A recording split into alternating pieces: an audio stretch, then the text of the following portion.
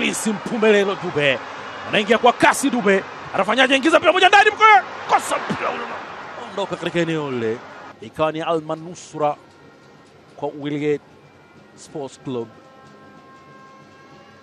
Anacheka kama mtu mzuri vile ambako tuliadhibiwa vilivyo nyumbani. Mule anavusha mpira moja juu huku, gonga kichwa Wiwi. Haya, hatari! Roshan anapoteza nafasi ile. Emmanuel Junior Goiano